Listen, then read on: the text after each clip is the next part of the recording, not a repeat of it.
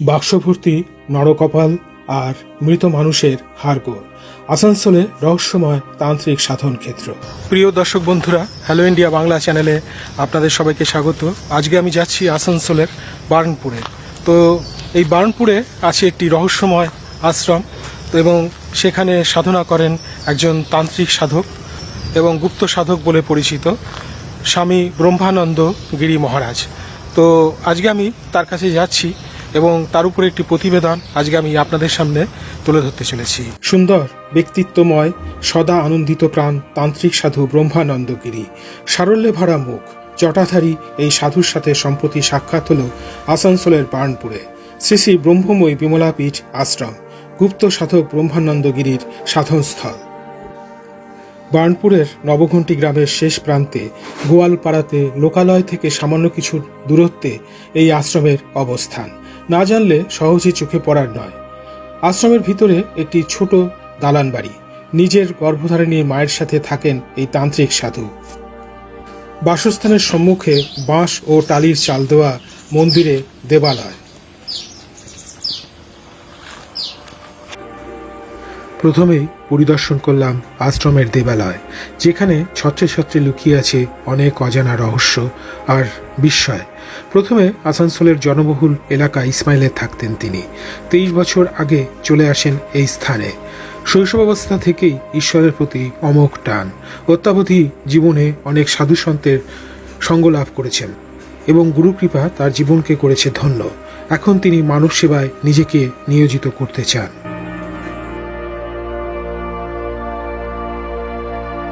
মানে 23 বছর আপনারা এই স্থানে আছেন? আমি আছি 23 বছর। ও, আপনি আছেন? মা এসছেন এখানে তা লকডাউনের আগে, তার আগে এখানে আমি আছি। এই গোপালটি দর্শন হচ্ছে তৈলঙ্গ স্বামীর হাতে দেওয়া, আমাদেরই গুরুদেবের শিষ্য, আমার নিজের মাসি তার বাড়িতে ছিলেন। তার বাড়িতে তাকে স্বপ্ন দিয়ে, তারপর উনি আমাকে স্বপ্ন দিয়ে তারপর আমার হাতে আসেন। মানে ত্রৈলঙ্গ স্বামীর ব্যাপারটা কিভাবে কানেক্টেড আছে? তৈলঙ্গ স্বামীর ব্যাপারটা হচ্ছে আমার মাসির বাড়ির যারা পূর্বপুরুষ যারা ছিলেন, মানে মাসির শ্বশুর বাড়ি, তারা তৈলঙ্গ স্বামীর দীক্ষিত ছিলেন এবং একটি তামার তাটে শিব আঁকা এটি দেন, আর এই গোপালটি আসেন। তামার তাটে শিবটি তার বংশের বাড়িতে রয়েছে, হাতে রয়েছে, তার ছেলেরা পুজো করেন। তৈলঙ্গ স্বামী কিন্তু তামার তাটে শিব আঁকা দিয়েছিলেন, শিবলিঙ্গটি আঁকা তামার তাট খোদাই করে, ওটি তারা রেখেছেন। আর গোপালটি স্বপ্নাদেশ হয়ে আমার কাছে আসেন। 500 বছরের গোপাল, আনুমানিক 500 বছর বয়স। আর এই যে ধরনের যে ডিজাইনের গোপাল, আমি তো পুরোটা তুলে দেখাতে পারছি না, এরকম গোপাল বিগ্রহ কিন্তু নেই। আমি শুনেছি 3টি আছে, তো 3টির মধ্যে একটি এখন আমার কাছে আছে, আর 2টি কোথায় আছে আমি জানি না। গোপালটা কিসের তৈরি? গোপালটা অষ্টধাতুর তৈরি। অষ্টধাতু? হ্যাঁ, এখানে রং করে রাখা হয়েছে। আর গোপালের ডিজাইনটা দেখলেই বোঝা যাবে যে এরকম গোপাল খুব মুশকিল। অষ্টধাতুর গোপাল দেখার পরে চললাম মন্দিরের পশ্চাৎ দিকে, যেখানে মা কালী, মা দুর্গার মূর্তি আছে, আর আছে কিছু বিস্ময়। ভোগ রান্নার ঘর। আচ্ছা, এখানে ভোগ রান্না হয়। আসুন।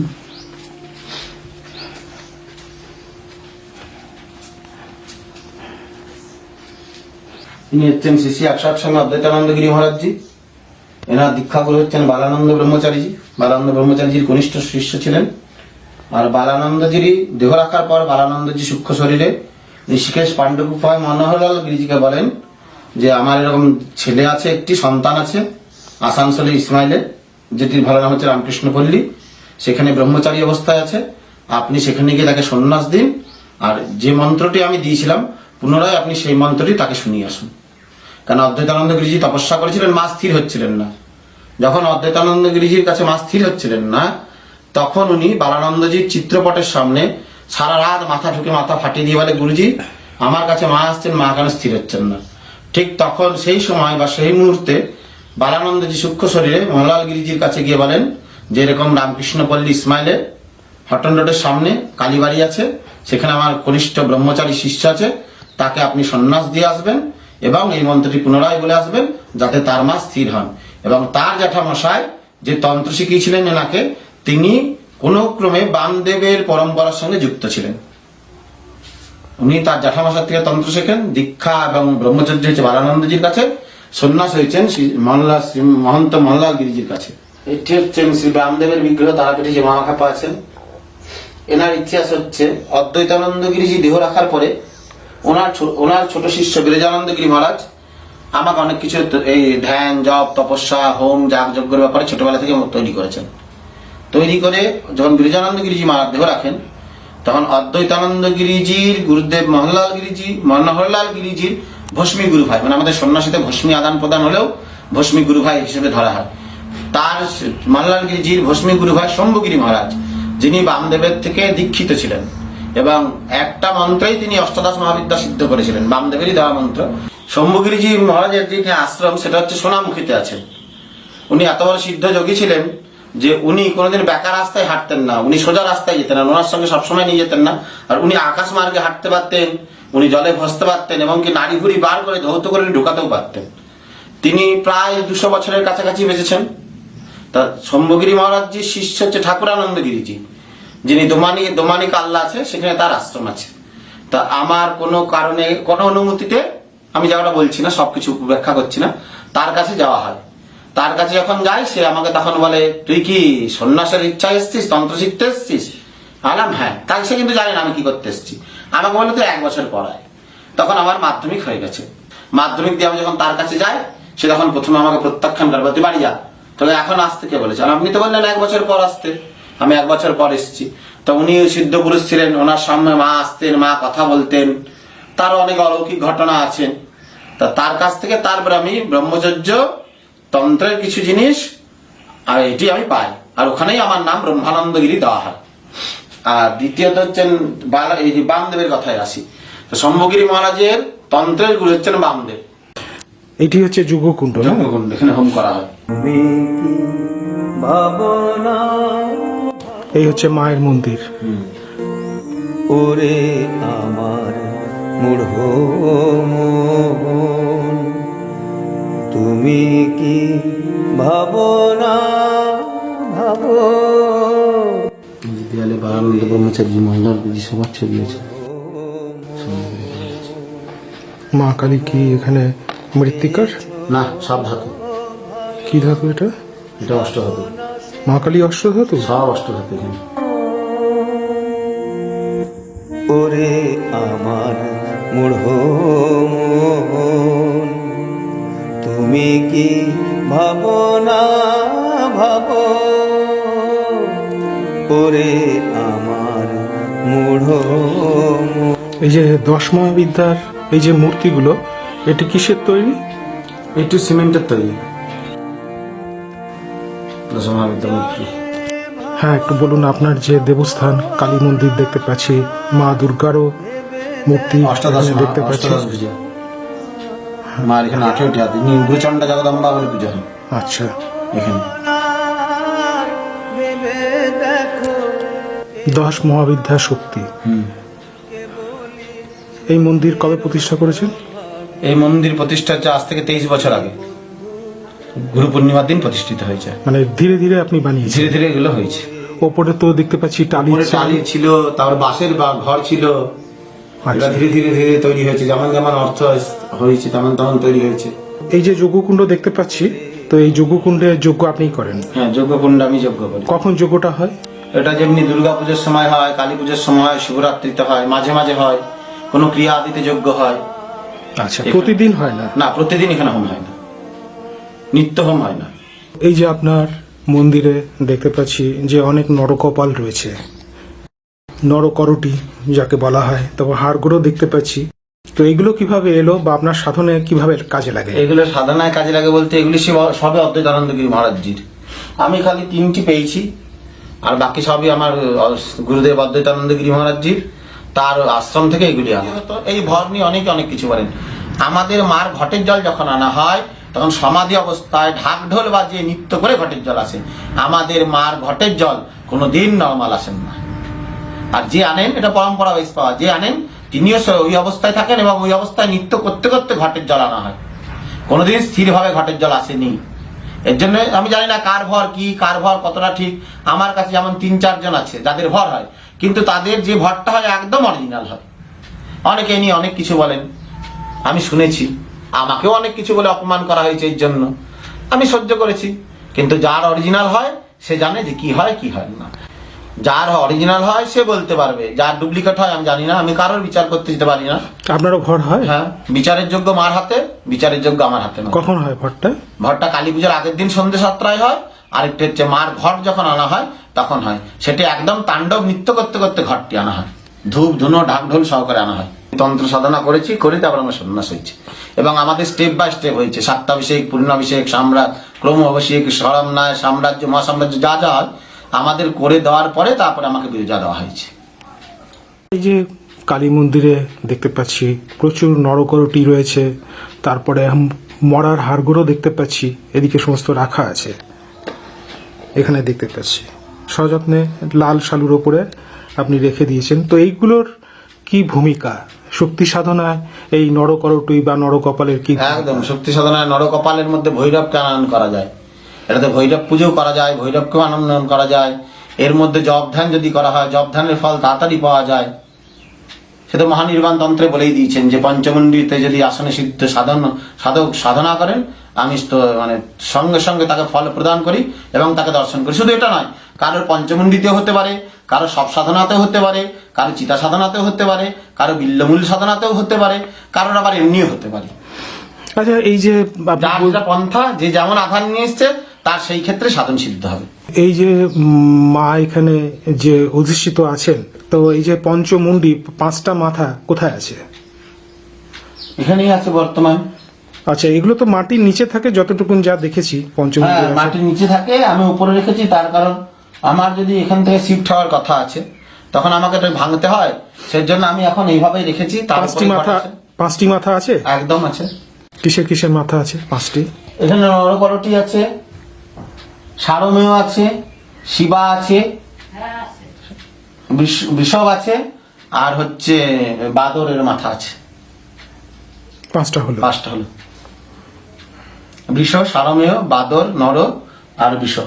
আচ্ছা, পঞ্চমুণ্ডি আসনের উপর বসেই তো সাধকরা সাধনা করেন। পঞ্চমন্ডির আসনের মধ্যে বসে সাধক সাধনা করতে পারে। আবার আমাদের এখানে মা যিনি, তিনি পঞ্চমন্ডি অধিষ্ঠাত্রী দেবী। আচ্ছা, এই যে বলা হয় যে অপঘাতে মৃত নারীর নরকপালে নাকি বেশি শক্তি থাকে। অপঘাতে মৃত্যু মানেই সেটার মধ্যে শক্তি বর্তমান থাকবে, সেটা নারী হোক, কোনো পশু হোক বা পুরুষ হোক। আচ্ছা, এই যে নরকরটির যে একটা ভূমিকা, সেটা কি মনকে সংযত করার জন্য? দেখুন, যদি নরকপালের সাধনা হয় তা দুটো জিনিস হতে পারে। এক হচ্ছে যদি নিজে সব হওয়া যায় তাহলে মা সেই হৃদে এসে দাঁড়ান। যার জন্য দেখবেন বলা আছে সবহৃদি, মানে সবরূপ শিবের উপরে দাঁড়ানো। তা আমার গুরুদেবকে আমি জিজ্ঞেস করেছিলাম যে বাবা সবরূপ শিবের উপরে কেন, শিব সেখানে সবরূপ কেন? আমাকে বলেছিলেন যেদিন সব হতে পারবি সেদিন শিব হবি, আর যেদিন শিব হবি তোর এই হৃদয় সেই মা বর্তমান হবে। এটি হচ্ছে কালীর মূর্তি, সবহৃদির পরে মা দাঁড়ানো।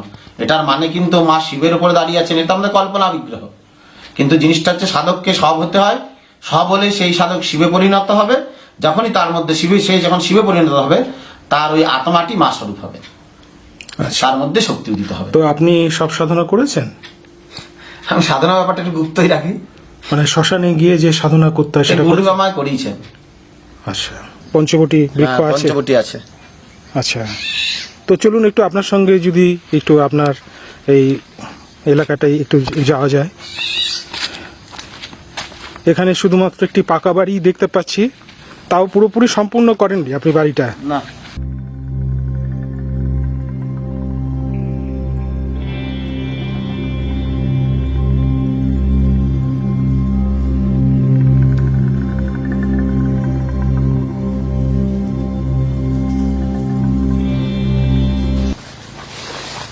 প্রচুর ফুল গাছও আছে না? এইসব গাছগুলো কি লাগিয়েছেন? হ্যাঁ, এটা সব আমি আসার পরেই হয়েছে। এখানে যত গাছ সব আমি আসার পরে। পূজাপতিও দেখতে পাচ্ছি, অনেক কিছু আছে, সর্পরাজও আছে দুটো। ওদের কথা বলবেন না? অষ্টমীর দিনই এসেছিল সন্ধ্যেবেলা আরতির সময়। পূজা করিস এখানেই আছে না? হ্যাঁ, এখানে মনসা মায়ের প্রভাব আছে। চলুন। এটা দেখি কিন্তু হোঁচট খাবেন না।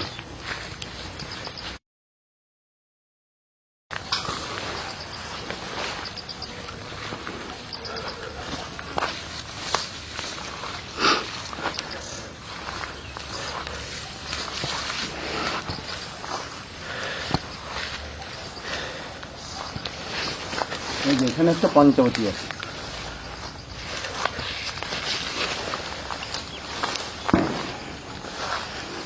হ্যাঁ বলুন। এই যে এটা হচ্ছে পঞ্চবতীর আসন, আচ্ছা, আর ওইদিকে হচ্ছে বিল্লমূলের আসন। চলুন একটু আমরা ওই আসনটার কাছে যদি যাওয়া যায়। আপনি জুতোটা খুলুন, মোজাটা পরে মাটিতে আসতে পারবেন? হ্যাঁ, পানি, এখানে জুতোটা খুলতে হবে। হ্যাঁ জুতোটা কিন্তু খুলতে লাগবে।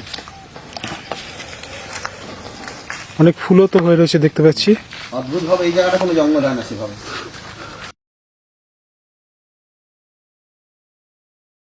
এটি হচ্ছে পঞ্চবটির আসন। না, পঞ্চবটি সাধন করা হয়, তন্ত্রে যে পঞ্চবটি আছে আচ্ছা, সেইটা সে যে সাধন পীঠের জায়গা।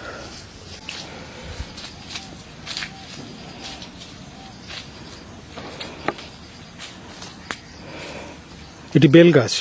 এটি বেল গাছ। এটি 5টি গাছ আছে সেখানে। আচ্ছা, বট আছে, অশ্বত্থ আছে, আমলকি আছে, বেল আছে আর নিম আছে। বেশ ঘন জঙ্গল চারদিকে। এটি হচ্ছে এক জায়গায় হনুমানজিকে মেরে ফেলেছিল, এটি ব্যাংকের ওপরে দিয়ে আমায় ফোন করে বলে, বাবা এই হনুমানজির বডিটা আর হনুমানটা ছাড়ছে না, আমাদের ব্যাংকও খুলতে দিচ্ছে না। আমার এক শিষ্য আছে, তার ভাইরাসে ব্যাংকে কাজ করে। তো তখন বললাম, এক কাজ কর, হনুমানজির কাছে হাত পা ধরে ক্ষমা চা, যে হনুমানজিরা ওই বডিটা ধরে বসে আছে, যে আমরা ঠিকভাবে সৎকার করব, হনুমানজির সমাধি হবে, তাহলে আপনারা এই শরীরটা ছেড়ে দিন।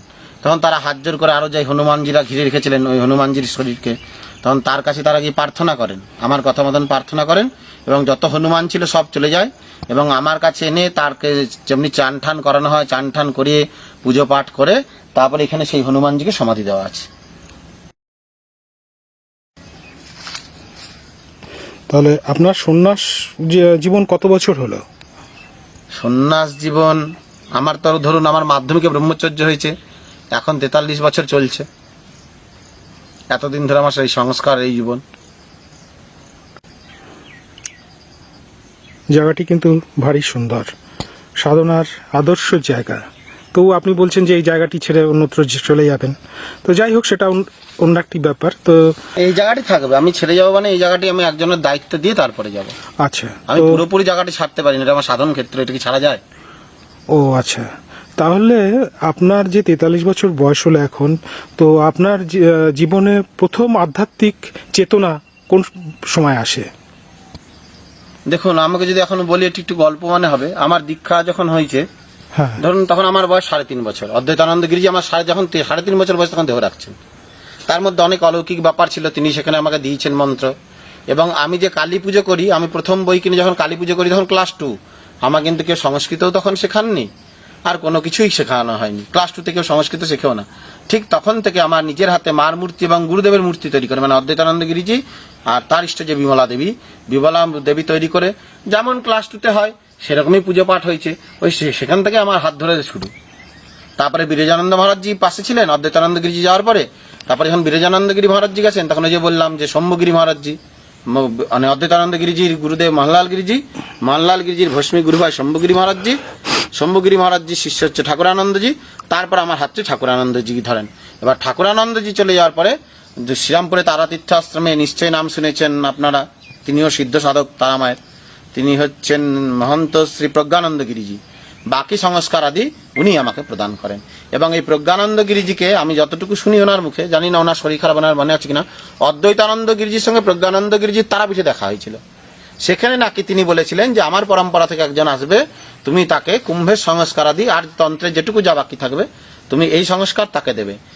আর এই যে ঠাকুরানন্দজির কাছে গেছিলাম, সেটা নাকি মনোহরলাল গিরিজি ঠাকুরানন্দ গিরিজিকে বলেন, যেহেতু মনোহরলাল গিরিজি আর ঠাকুরানন্দ গিরিজির একটা মানে আত্মীয় সম্পর্কেও একটা নাতি হন। ওখানে নাকি মনোহরলাল গিরিজি বলেন যে আমার ব্রাহ্মণ পরম্পরা থেকে ব্রাহ্মণের একজন সন্তান আসবে আমার পরম্পরা থেকে, তুমি তাকে ব্রহ্মচর্য এবং তন্ত্র শেখাবে, তোমার কোনো শিষ্য থাকবে না। তো অদ্ভুত, আমি যে বছর ওনার কাছে যাই তার 1 বছর আগে ওনার এক ব্রহ্মচারী শিষ্য তিনি কিন্তু দেহ রাখেন। তা এই যে সাধকদের যে সিদ্ধ বলে যে সিদ্ধি প্রাপ্তি যে ব্যাপারটা, এটা জিনিসটা একটু খুলে বলুন তো। যদি তাই বলা হয় তাহলে গীতা একটা কথা আছে, ওম ব্রহ্মার্পণম ব্রহ্মভি ব্রহ্মগ্ন ব্রহ্মণাহুতম ব্রহ্মৈব তেন গন্তব্যং ব্রহ্মকর্ম সমাধিন। তো সবটাই যদি ব্রহ্ম হয়, সে সাধকও তাহলে ব্রহ্ম। এই ব্রহ্মত্ব অবস্থাকেই বলা হয় সিদ্ধ অবস্থা। সেটা মা হোক, নিরাকার হোক, কৃষ্ণ হোক, যেই ভক্তই হোক, যখন তদ্রূপ হয়ে যাওয়া, মানে মা যদি সাধন করে তো ঠাকুর বলছেন মাতৃবৎ হয়ে যাবেন, যে যাকেই সাধনা করেন সেই বধ যখন হয়ে যাবেন, তদ্রূপ যখন হবেন, সেটাকে সিদ্ধ বলা হয়। তো এটি তো এত সোজা জিনিস নয় যে তদ্রূপ হয়ে যাওয়া। নিজের মুখে কেউ নিজে সিদ্ধ বলে প্রকাশ করে, আমার তো জানা নেই। সিদ্ধ যদি জানতে হয় তাহলে এসে দেখতে হবে। বিজয় কৃষ্ণ গোস্বামী যেমনি কুলদানন্দ ব্রহ্মচারীজিকে বলছেন, যদি সিদ্ধ চিনতে হয় তাহলে সিদ্ধের কাছে গিয়ে থাকতে হবে। সিদ্ধ কোনোদিনই নিজের মুখ থেকে বলবেন না আমি সিদ্ধ। যিনি নিজে বলেন আমি সিদ্ধ, তাহলে সে সিদ্ধ এখনো হয়নি। আর সিদ্ধ মানে কিন্তু অলৌকিক কোনো ক্ষমতা নয়। সিদ্ধ মানে যে যাকে সাধন ভজন করবে তদ্রূপ পরিণত হয়ে যাওয়া। ঠাকুর যেমনি বলছেন, ওই আবার একটি কথা, যে মাকে সাধন করেন তিনি মাতৃবৎ হন। এই মাতৃবৎ যখন পরিস্থিতিতে পৌঁছে গিয়ে স্থিতি লাভ হবে, তখন তাকে সিদ্ধ বলা হয়। মহারাজ, এই যে বলছি যে মানুষ যে সাধনা করে, তো তাদের লক্ষ্য কি? মানে শক্তি অর্জন করা নাকি শান্তি অর্জন করা, কোনটা? দেখুন, শক্তি আর শান্তি কোনোটাই সবসময় থাকে না। শক্তিও সবসময় থাকে না, শান্তিও সবসময় থাকে না। তাহলে মনুষ্য জন্ম কেন? আমার মনে হয় সাধক সাধনা এর জন্য করেন তার ইষ্টপদ লাভ করার জন্য, ইষ্ট সিদ্ধ হওয়ার জন্য, তার জন্যই সাধন করা। ইষ্ট সিদ্ধিটা কি একটু ভালো করে বলুন। ইষ্ট সিদ্ধি ব্যাপারটা কি? দেখুন, ইষ্ট সিদ্ধ হচ্ছে যার যার ইষ্ট যেমন হয়। কারোর কৃষ্ণ হচ্ছে, কারোর কালী আছেন, মা আছেন, কারোর দুর্গা আছেন। মানে তাতে মিলিত হয়ে যাওয়া, বা তার যে জগতের আনন্দ সেই জগতে তাকে নিয়ে আনন্দ লাভ করা, এটাই হচ্ছে আমার মনে হয়, আমার কাছে এটাই হচ্ছে ইষ্ট সিদ্ধি। আচ্ছা, এই যে সাধকের মানে কোনো মানুষ যখন সাধনা করেন, মানে সে যত সংযত হবে তত তার মধ্যে কিন্তু কাম উদ্রেক হয়, কাম ভাবনা আরো বেশি করে জাগে। তো এইটা কি কারণে হয়? দেখুন, আপনি যদি রাগকে দমন করতে যান কাম উঠবে, আপনি তো কামকে দমন করতে যান রাগ উঠবে। তো এই যে কামনা বা যাই হোক, কাম ইজ গড গিফট এক জায়গায় বলা হচ্ছে। কামনা বাসনা যা আছে সব ভগবানের দেওয়া জিনিস। যদি ভগবানের শরণাপন্ন হন, ভগবানই তার সাধককে সেগুলোকে সব কিছু কন্ট্রোল করার ক্ষমতা দেন, এবং এদের নিয়েই সাধন করতে হবে। কাম, আমার মনে হয় তন্ত্রে যেটা বলছে, কাম যদি নষ্ট হয়ে যায় তাহলে তার সাধন হবে না, তার ইষ্টপদও লাভ হবে না। অতএব যতক্ষণ শরীরে কাম আছে তখন থেকে সাধনা করতে। এর জন্য আমার মনে হয় সাধনা শুরু করা উচিত 18 বছর বয়স থেকে। আচ্ছা, এই যে এটাই পাথেয় হবে। আচ্ছা, এই যে সাধকরা কোন সাধক দেখা গেছে নারী রূপে সাধন করছেন, তো এতে কি কাম নিয়ন্ত্রিত হয়? দেখুন, কাম নিয়ন্ত্রিত হয় তো বটেই, ভগবানের কৃপায় সবকিছু হতে পারে। যার জন্য মাকে বলা হচ্ছে না, অঘটন ঘটন পটিয়সী মহামায়া। অতএব মহামায়া যদি চান তা হতে পারেন। হ্যাঁ, নারী বেশে সাধন করলে একটি সুবিধা, সেটি তন্ত্রেও আছে, বৈষ্ণব জগতেও আছে। যদি কেউ নারী বেশে মানে মার বেশে মাকে সাধন করেন, তিনি তাড়াতাড়ি সিদ্ধ লাভ করবেন। পুরুষভাবে মাকে সাধনা করে সিদ্ধ লাভ করা যত কঠিন, যদি নারী বেশে মার সাধনা করেন, তা নারী বেশে সাধনা করলে মা তাড়াতাড়ি সন্তুষ্ট হন এবং মা তাড়াতাড়ি তাদের দেখা দেন। হ্যাঁ, তার মানে কিন্তু কোনো পুরুষ যদি বীর পুরুষ বলে, বীর ভাব বলে, তারা কিন্তু করতে পারবেন না। যে শরীরে মাতৃভাব বর্তমান, তিনি কিন্তু মা সেজে মার সাধন ভজন করতে পারেন। মহারাজ, এই যে জ্ঞানগঞ্জের কথা, যা মানে জ্ঞানগঞ্জ ব্যাপারটা খুব বহুল চর্চিত এই আপনার সাধনার জগতে, তো জ্ঞানগঞ্জ কি প্রকৃতই আছে নাকি মানুষের কল্পনা? না, মানুষের কল্পনা না। জ্ঞানগঞ্জে যে মঠ 4 ডাইমেনশন, সেটি নিশ্চয়ই আছে। এবং জ্ঞানগঞ্জ আছে বলে আমি বলতে পারলাম অদ্বৈতানন্দগিরিজি, বালানন্দ ব্রহ্মচারীজি, বা আরো যারা সাধক আছে, শম্ভুগিরি মহারাজজি, যারা আমার সঙ্গে যারা রিলেটেড, তাদের ব্যাপারে আমি জানতে পারবো। আচ্ছা, আমি একটা জিনিস জিজ্ঞাসা করে নিই, জ্ঞানগঞ্জে কি স্থূলদেহে যাওয়া যায় না সূক্ষ্ম শরীরে যেতে হয়? জ্ঞানগঞ্জে গেলে সূক্ষ্ম শরীরে যেতে লাগে। সেটি সেখানকার সাধকই নিয়ে যেতে পারবে, আমার স্বইচ্ছায় সেখানে যাওয়া হবে না। জ্ঞানগঞ্জ জায়গাটা কিরকম এটা তো বলা খুব মুশকিল। জ্ঞানগঞ্জ যেটা অনুভূতির ব্যাপারটা, অনুভব না করলে তো ওরকম ব্যাখ্যা দেওয়া যাবে না। মানে সেখানে নাকি শত শত বছর ধরে, শত বছর কেন, হাজার হাজার বছর ধরে জীবিত থাকা যায়। যেমনি আমার সঙ্গে একটি ঘটনা আছে, আমাকে একটা মৃগচর্ম দেওয়া হয়েছে। মৃগচর্মটি হচ্ছে একজন কর্নেলের দেওয়া, তার নাম হচ্ছে মনমোহন সিং চোপড়া। তো তিনি যখন হিমালয়ে যান, তিনি আমার পূর্বাশ্রমের যে বাড়ি তার পাশে থাকতেন। তার স্ত্রী ছিলেন হচ্ছে আমাদের মডেলিং করতেন পাঞ্জাবের, কিন্তু খুব ভদ্র ছিলেন। তা তিনি যখন হিমালয়ে কোনো একটা রাইডে যখন যান, তখন একজন হিমালয়ের সাধক তাকে ডেকে বলছে, এ মনমোহন সিং তুমি উপর আ যাও, এ মনমোহন সিং তুমি উপর আ যাও। তো উনি বলছেন উনি তখন বায়ুগুরু মন্ত্র জপ করছেন, যেহেতু পাঞ্জাবি। উনি বলছেন আমি তো বায়ুগুরু ছাড়া কাউকে বিশ্বাস করি না, কে ডাকছে আমি দেখি। ডাকছে তখন একটা গুহার মুখে বরফের একটা চাই দিয়ে গুহার মুখটা আটকানো। তখন বলছে বাবাজি আমি তো ঢুকবো কি করে? বলছে ওকে লাত মেরে ভেঙে দে। যখন লাত মেরে ভেঙে দিয়েছে, তখন দেখেন একজন সাধক, শুধু হাড় রয়েছে, সব কিছু রয়েছে, চোখটা লাল আগুনের মতন জ্বলছে, তার নিচে একটি চর্ম আসন আছে। তা তিনি বললেন যে বাবা এই চর্ম আসনটা অনেক দিনের, তুমি এক কাজ করো, কালকে তুমি চান করে এসো আর তুমি মৌন হয়ে আসবে, এই চর্ম আসনটি আমি তোমাকে দিয়ে দেবো। তখন উনি বলেছেন আমি একজন গৃহস্থ পাঞ্জাবি, আমি মিলিটারি, আমি এটা নিয়ে কি করবো? বলছে তুমি রাখো, তোমার বাড়ির সামনে একজন আসবে, তুমি বুঝতে পারবে, তার সঙ্গে কথাবার্তা হবে, তুমি তার হাতে এটা সমর্পণ করো, এটা তার। তিনি যখন তদ্রূপ পরের দিন মৌন রেখে চান করে যখন, তখন দেখছেন তার এপাশে 6টি সাধক ওই রকম, বহু প্রাচীন, এইদিকে 6টি সাধক ওই একই রকম, যার অস্থি চর্ম আছে আর চোখের মধ্যে আগুন জ্বলছে। তিনি প্রথমে ভয় পান, তখন বলছেন না ভয় পাওয়ার কোনো কারণ নেই। বলছে তাহলে আমি এটা নেবো কি করে? বলছে আমার এখানে আজকে অগ্নি স্থাপন হবে আমার দেহে, আমি ভস্ম হয়ে যাব, তুমি এক কাজ করো, তুমি আসনটা নিয়ে চলে যাবে। বলছে তাহলে তো বাবা এটা পুড়ে যাবে। বলছে এটা পুড়বে না, তুমি দেখো কি হয়। তখন তিনি ওই আসন থেকে 3 হাত উপরে ওঠেন এবং নাভি থেকে একটি অগ্নি সংযত হয়, যেখানে তিনি ভস্ম হয়ে আসনটিতে পড়েছিলেন। তো ওই যে 6 জন 12 জন ওরা ভস্ম নিয়ে যান, আর তার মধ্যে যিনি একজন, তিনি আসনটি ওর হাতে দেন।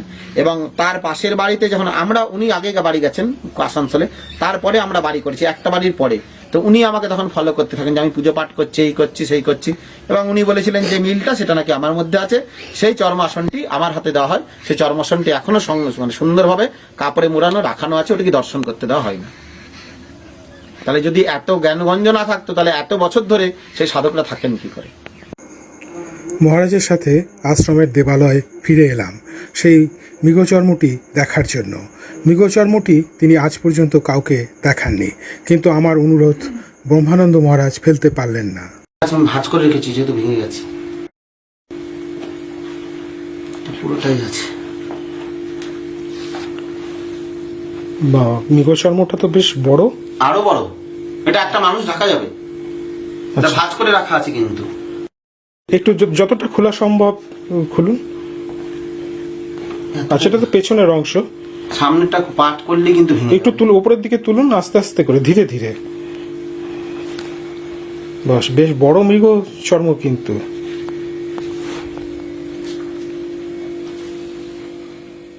তাহলে সেই মৃগ চর্মটি দেখলাম, তো ওর উপরে বসে সাধনা করেছেন? হ্যাঁ। কিরকম অনুভূতি হয়? এবার অনুভূতি তার ব্যাখ্যা করা যায় না। ইষ্টকৃপা তো নিশ্চয়ই লাভ হয়েছে ওই আসনের বসে সাধন করে, এটুকু আমি বলতে পারি। আপনার তো দেখছি যে একটু জটাও আছে, একটু জটাটা খুলে দেখান। কত বছর বয়স থেকে আপনার এই জটা? দেখেন, এটা হচ্ছে আমার দ্বিতীয় জটা। প্রথম জটা এত বড় ছিল, সেটি হচ্ছে ক্লাস 10-এ যখন পড়ি তখন থেকে। তারপরে যখন কুম্ভে ব্রহ্মচর্য সংস্কারের পরে সন্ন্যাস সংস্কার হলো, তখন তাও আমাদের মুন্ডন করতে হয়। তো মুন্ডন করার পরে জটাটি, তাও অনেক বড় বড় জটা আছে যেগুলো পরে পরে পড়ে যায়। অগ্নি, স্থূলে অগ্নি হচ্ছেন দেবতা, তো আমাদের শরীরেও কিন্তু অগ্নি আছেন, একদম তার বলেই আছেন। এই অনুভবটা কখন করা যায়? এটা যখন মণিপুর চক্র জাগ্রত হবে তখন অনুভব করতে পারবেন। আচ্ছা, এটা কি মণিপুর চক্র মানে কুলকুণ্ডলিনী শক্তি জাগ্রত হওয়ার পরে হয় না? স্টেপ বাই স্টেপ যখন ওঠে, স্টেপ বাই স্টেপ তার প্রতিফল তিনি দেখান। তখন কিরকম অনুভূতি হয়? এবার এই অনুভূতি তো খুব মুশকিল। যেমনি অনেকের ক্ষেত্রে হয় অনেক খিদে বেড়ে যায়, প্রচুর পরিমাণে খেতে পারে। অনেকের হয় শরীর প্রচন্ড তাপ হয়ে থাকে, মনে হবে যেন মেরুদণ্ডের পেছনে সবসময় আগুন ঢালছে, মানে যত জল ঢালবেন তত যেন মনে হবে আরাম পাচ্ছে, এরকম মনে হবে, মানে পিঠে সবসময় অগ্নি জ্বলছে।